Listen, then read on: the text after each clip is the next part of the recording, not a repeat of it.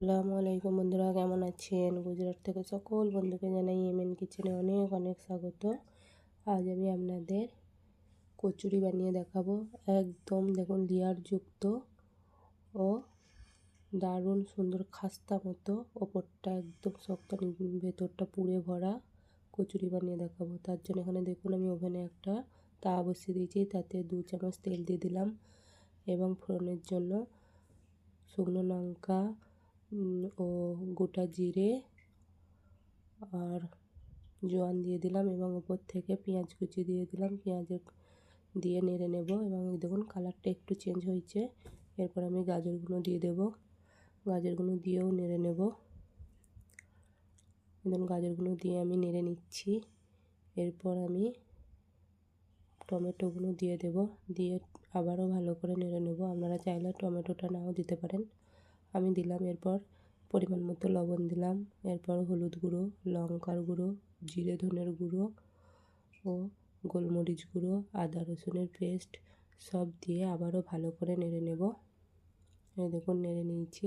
এরপর আমি ঢাকা দিয়ে দেব এবং ওই ছিদ্রটা আমি একটা কাগজ দিয়ে বন্ধ করে দিয়েছি। এই দেখুন খুলে দিয়েছি। এরপর মশলাটা আবারও ভালো করে নেড়ে নেব। এরপর আমি ওপর থেকে আলু সেদ্ধ করে রেখেছিলাম আগে থাকতেই, সেই আলু সেদ্ধটা দিয়ে দেব। আমি হাতে করে টিপে দিচ্ছি, আপনারা চাইলে গ্রেটারের সাহায্যে গ্রেট করেও দিতে পারেন। দিয়ে ভালো করে মিশিয়ে নেব। দেখুন মিশিয়ে নিচ্ছি আমি। গ্রেটারের সাহায্যে গ্রেট করে দিলে বেশি ভালো হয়, আমি হাতে করেই দিয়েছি। এই দেখুন আমার মেশানো হয়েছে। এরপর আমি উপর থেকে মটরশুঁটিটা দিয়ে দেব, দিয়ে আবারও ভালো করে মটরশুঁটি আলু একসাথে ভালো করে মিশিয়ে নেব। এই দেখুন আমি মিশিয়ে নিচ্ছি এবং আমার মেশানো এটা হয়ে গেছে। এবং ওপর থেকে আমি ধনেপাতা দিয়ে দেবো, দিয়ে আবারও ভালো করে মিশিয়ে নেব। এবং এই দেখুন এটা আমার হয়ে গেছে। আমি একটা পাত্র নেব, দেখুন হয়ে গেছে। এটা আমি একটা পাত্র নিয়েছি, তাতে ঢেলে নেব। ঢেলে নিলাম এবং এটাকে একটু মেলাপাড়া করে দিলাম যাতে টপ করে ঠান্ডা হয়ে যায়। এদিকে দেখেন আমি 300 গ্রাম ময়দা নিয়েছি, সেখানে পরিমাণ মতো লবণ ও চিনি দিয়ে দিলাম, দিয়ে 2 চামচ সাদা তেল বা রান্নার তেল যেটা হয় সেটা দিয়ে ময়ান দিয়ে নিলাম। এই দেখুন ময়ানটা হয়ে গেছে। এরপর অল্প অল্প পানি দিয়ে আমি একটা মোটা খামির তৈরি করে নেব বা ডো তৈরি করে নেব। এই দেখুন পানি দিয়ে আমি ওটাকে মেখে নিচ্ছি। এই দেখুন আমি এটা মেখে নিচ্ছি।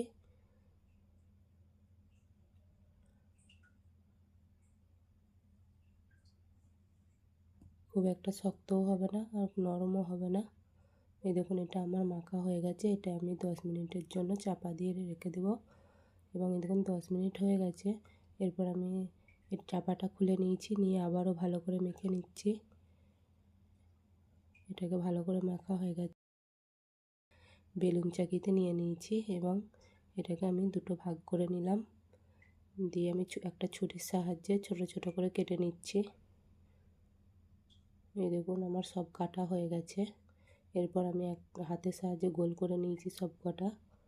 এরপর আমি আবার একটা লেচি নিয়েছি এবং আটা দিয়ে সে লেচিটাকে একটা গোল গোল রুটির মতো বেলে নেব। এই দেখুন বেলে নিচ্ছি এবং এটা আমার বেলা হয়ে গেছে। এরপর উপর থেকে আমি তেল ব্রাশ করে নেব ও ময়দা দিয়ে দেব, দিয়ে এই এক পিঠ মুড়ে নেব এবং অন্য পিঠটাও মুড়ে নেব, নিয়ে আবারও তেল ব্রাশ করে দেবো এবং উপর থেকে ময়দা ছড়িয়ে দেব।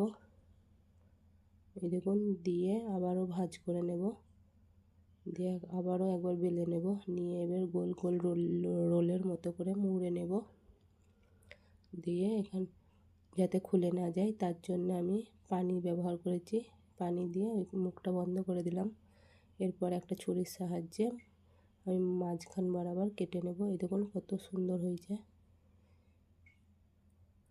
এইভাবে আমি আবার একটা তৈরি করে দেখাচ্ছি আপনাদেরকে। এই দেখুন প্রথমে রুটিটা বেলে নিলাম, তারপর তেল ও ময়দা দিয়ে দিলাম, দিয়ে আবারও ভাঁজ করে নিলাম, দিয়ে তার উপরে তেল ও ময়দা আবারও দিয়ে দিচ্ছি। এই দেখুন দিয়ে দেওয়া হয়ে গেছে, দিয়ে আবারও ভাঁজ করে দিলাম, দিয়ে আবারও রোলের মতো করে গোল করে নেব এবং সামনেটা মুখটা মোড়ার জন্য পানি ব্যবহার করব। দিয়ে দেখুন হয়ে গেছে। আবারও ছুরির সাহায্যে আমি কেটে নিচ্ছি। এইভাবে আমার দেখুন সব কটা হয়ে গেছে। এরপর আমি যে পুরটা করে রেখেছিলাম সেই পুরটা নিয়ে নেব এবং পুরটাকে হাতেতে তেল নিয়ে গোল গোল করে নেব। হাতে তেল দিয়ে দেখুন গোল গোল করে নিচ্ছি। সব কটাই আমার গোল গোল করা হয়ে গেছে। এরপর আমি আবার বেলুন চাকি নিয়েছি, তাতে ওই ছোটো লিচি একটা নিয়ে নিয়েছি। নিয়ে এটা আমি বেলে নিচ্ছি। আপনারা চাইলে হাতে করেও করতে পারেন। আমি বেলে নিলাম, দিয়ে একটা পুর দিয়ে দেব। দিয়ে মোমোর যেমন শেপ দেয় সেরকম, বা আপনারা অন্য কোনো রকমভাবে মুড়ে নিতে পারেন। এই দেখুন আমি গোল করে মুড়ে নিলাম এবং এই দেখুন আমার একটা তৈরি হয়ে গেছে। আমি আর একটা দেখিয়ে দিচ্ছি। প্রথমে বেলে নেব লিচিটাকে, দিয়ে তার মধ্যে আমি পুরটাকে রেখে দেবো, দিয়ে আবারও মুখটা গোল করে মুড়ে নেব। এই দেখুন গোল করে মুড়ে নিচ্ছি এবং এইভাবে আমার আর একটা রেডি হয়ে গেল। এইভাবে আমি সব কটাকে রেডি করে নেব বা তৈরি করে নেব।